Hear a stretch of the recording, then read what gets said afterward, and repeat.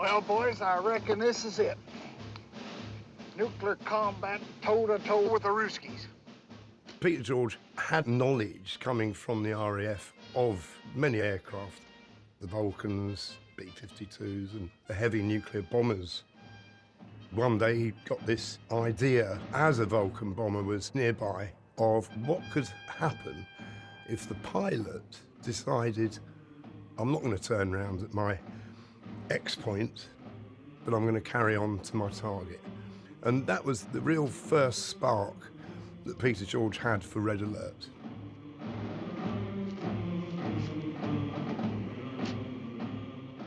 He was a well-known writer in Britain, certainly. He was a jobbing writer in some respects. He wrote in several genres. These books were popular in the way that hardback novels at that time were. You could call them pulp fiction, but with Red Alert, that was the one that really seemed to take off because of the subject matter, and that was in 1958. Certainly in Britain, as I grew up, there was a lot of paranoia, you know, the thought that we may well end up in a Third World War that would probably be very short and would not be particularly pleasant as nuclear bombs rained down on Britain. I don't think Peter George was any more paranoid than anyone else, but there again, he had the imagination to think how the unthinkable might happen. Stanley Kubrick first contacted Peter George about adapting the novel in a letter sent in November 1961, basically introducing himself and saying, you know, this is the area I want to look at next, and I think your book comes very close to what I want. But he was very strong on wanting to check that the technical details that were gone into in Red Alert were accurate. I think that Stanley Kubrick was somebody who sought people out who could help him. Before he got in touch with Peter George, he had already been looking for the right ideas, talking to a lot of different people, such as Thomas Schelling and Herman Kahn. My father was the next cog in that wheel of Kubrick creating the film. If he wanted information and people had it, then he would collaborate with them. I think that's probably a fair enough thing to say. He was a pragmatist, let's put it like that. Peter's involvement in the initial script development with Stanley Kubrick was extensive across the various versions and iterations that it went through from the beginning.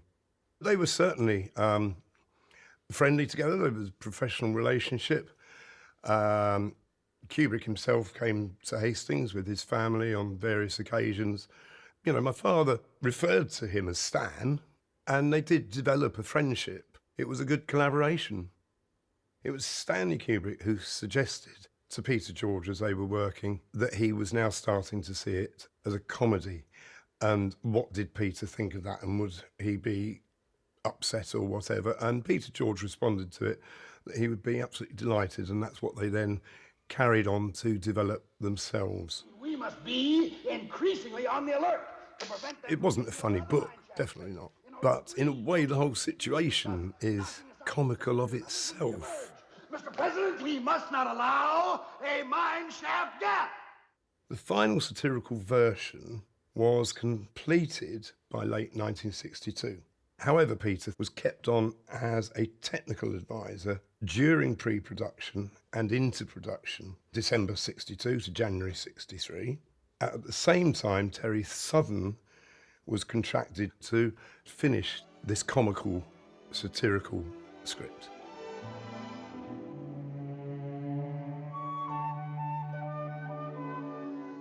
What's happened? The Doomsday Machine. The Doomsday Machine? What is that? A device which will destroy all human and animal life on Earth. All human and animal life? The major differences between Peter George's Red Alert and the final film would be the Doomsday Machine is in there, but in the novel, it's triggered by the people themselves. It's not automatically triggered. Is this gonna set off the Doomsday Machine? All the rest of the film and the novel, the plots go side by side, 95% really.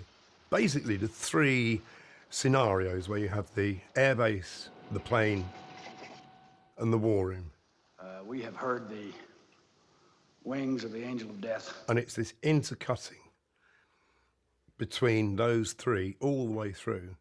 Dr. Strangelove, do we have anything like that in the works? A moment, please, Mr. President. Possibly the biggest difference is there is no Dr. Strangelove character in Red Alert.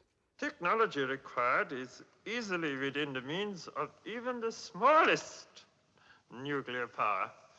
It requires only the will to do so. There are various ideas as to who Dr. Strangelove may be based on, going from Edward Teller to von Neumann to Herman Kahn. When the script was being developed, they had a character, first of all, called von Klutz, who became the Strangelove character. So this was a character in whom they could put certain ideas that were necessary for the way Kubrick wanted to develop the plot of the film beyond the plot of Red Alert itself. As far as I can tell, character of Strangelove was written by Peter George in the spring of 1962, after the transition of von Klutz to the name Strangelove. But it's not the character as we would see him in the film. If you think the character in the film is actually very briefly etched out, there's very little we find out about him, apart from the fact he's German, and that he came across presumably after the war. I think you have to remember that Dr. Strangelove, the film, went through various iterations, as I would call them. There was another title in use at one point, The Delicate Balance of Terror. At the beginning, it was not going to be as close to Red Alert, the novel, and then Kubrick went back to that, so it was much closer to it. So I think this would have been part of the development. My father wrote a series of notes coming out at 7,000 to 8,000 words, looking at the background of Dr. Strangelove and where he could have come from and how he came to be in the position he occupies in the film. It was an early attempt to do the background details of a character, which is where the interest is. He is a professor at what he describes as a middling university. He includes what he calls Strangelove's theory, which is about nuclear proliferation. So the character of Strangelove develops this theory, produces a book, which is taken up by the establishment as such. And he then becomes their sort of nuclear experts, because he can say all the right things that the government wants to hear about keeping the arms manufacturing up. In other words, keeping all elements of American society happy in terms of keeping everyone in work and making sure there's lots of money spent on national defence.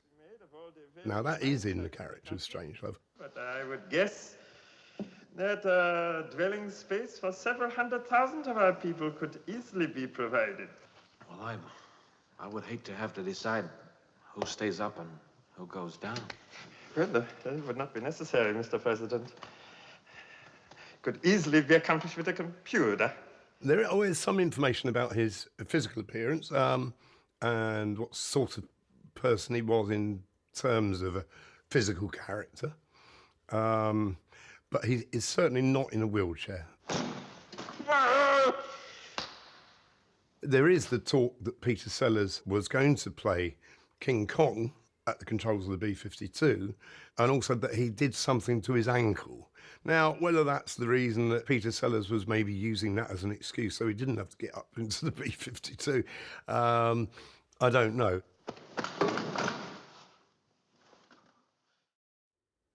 My father, he himself was happy with the film, absolutely. Who wouldn't be? And I think he learns an awful lot from the whole exercise and working with Stanley Kubrick. In fact, he dedicated his following novel, Commander One, to Stanley Kubrick. The impact on me personally of my father's involvement with Dr. Strangelove is I'm incredibly proud. The fact that the book that Peter George wrote, Red Alert, was so close to the plot that was used for the film in terms of literally scene by scene, that in other words, without the book Red Alert, there may have been another film, but it wouldn't have been Doctor Strangelove as we know it at all.